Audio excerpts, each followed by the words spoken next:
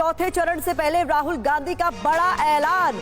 राहुल गांधी ने कहा इंडिया गठबंधन की सरकार बनी तो भर्ती भरोसा स्कीम लेकर आएंगे। राहुल ने कहा कि स्कीम के तहत 30 लाख युवाओं को रोजगार देंगे। 15 अगस्त तक 30 लाख युवाओं को रोजगार देने का बड़ा वादा राहुल गांधी की ओर से कर दिया गया है। 4 जून को इंडिया गठबंधन की सरकार आ रही है, यह बड़ा दावा भी किया गया। सुनिए जरा। देश की शक्ति, देश के युवाओं, नरेंद्र मोदी के हाथ से चुनाव निकल रहा है।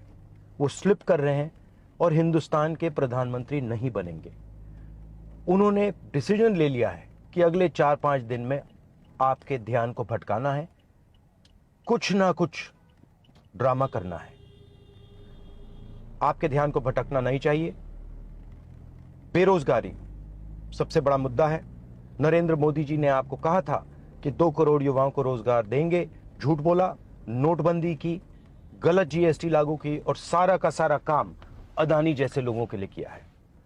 हम भर्ती भरोसा स्कीम ला रहे हैं। 4 जून को इंडिया गठबंधन की सरकार आ रही है।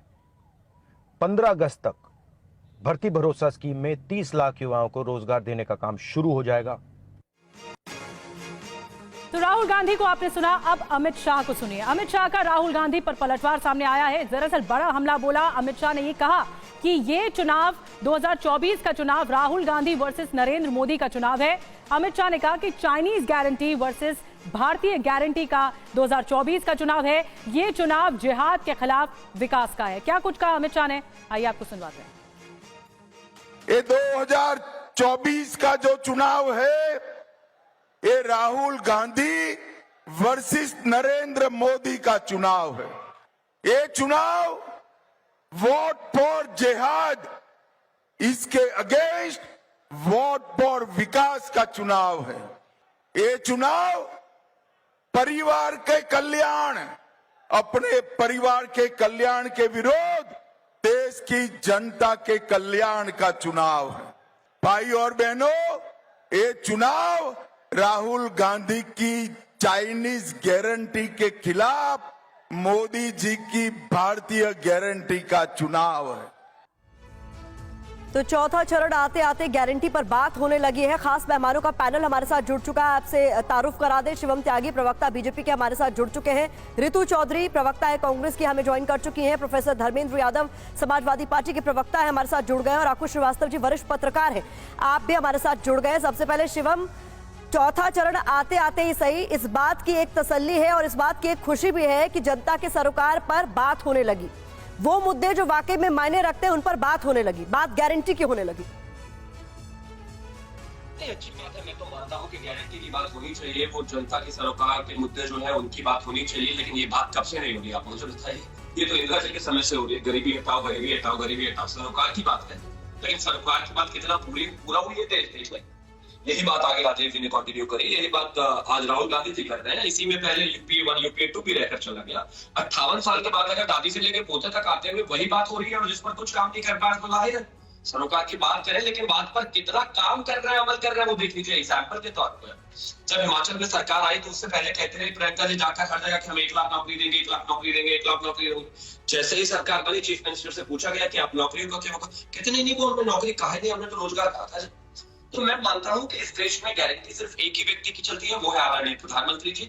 जहां तक बात कांग्रेस की है, मैं मानता हूं कि जाहिर है जब इनको फुर्सत मिल जाए वोट जिहाद से, जब इनको फुर्सत मिल जाए वेल्थ रिडिस्ट्रीब्यूशन के काम से, जब इनको ये अपीसमेंट और इन तमाम चीजों से फुर्सत मिल जाए, तो हाँ, देश के आम आदमी की जो परेशानियां हैं, जो दिक्कतें हैं, उन तक भी नजर पहुंचे तो बेहतर है। वरना वोट जिहाद में लगे, इससे बाहर निकल ही नहीं। इनकी गारंटी मतलब चाइनीज गारंटी, इसकी कोई गारंटी है ही नहीं टिकने की। ठीक है, बड़ी बात कही शिवम आपने। रितु चौधरी, मैं आपके पास आ रही हूँ। डंके की चोट पर कहा जा रहा है अमित शाह की ओर से कि आपकी गारंटी चाइनीज गारंटी है और ये चुनाव राहुल गांधी वर्सेस नरेंद्र मोदी का चुनाव है। देखिए, बिल्कुल ये चुनाव जो है ये जो है आने वाला भविष्य तय करेगा। और आने वाला भविष्य जो है कि नरेंद्र मोदी जी अभी आने वाले समय प्रधानमंत्री नहीं बनने वाले हैं। और किस बात पर 10 साल से ये लोग चुनाव लड़ रहे हैं, बिल्कुल काल्पनिक इनके मुद्दे हैं। निधि, काल्पनिक मुद्दे कैसे हैं कि ये बात करते हैं मुसलमानों की, ये डर दिखाने की बात करते हैं कि मंगलसूत्र चुरा लिया जाएगा, आपकी भैंस चुरा ली जाएगी, आपका सामान चुरा लिया जाएगा। इस तरह की आप जर्नलिस्ट हैं, आप इतने बड़े नेशनल चैनल पे बैठे, आप खुद बताइए क्या ये इस तरह का कुछ इस देश में है या पिछले 70 साल में कभी था? कभी भी इस तरह की कोई समस्या रही है?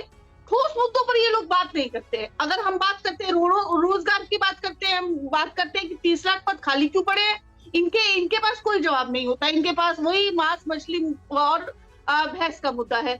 हम जब बात करते हैं महिला सुरक्षा की, तब इनके पास कोई बात नहीं होती है। उल्टा इन्हीं के इनके जो साथी हैं, जो मोदी का परिवार है, वो पूरा जो है बलात्कारियों का भरा हुआ है। जब हम बात करते हैं कि 20,000 करोड़ किसके हैं, उस पर ये जो है बात नहीं करते हैं, बिल्कुल भी उस पर जवाब देने को तैयार नहीं, आज तक भी जवाब नहीं दिया।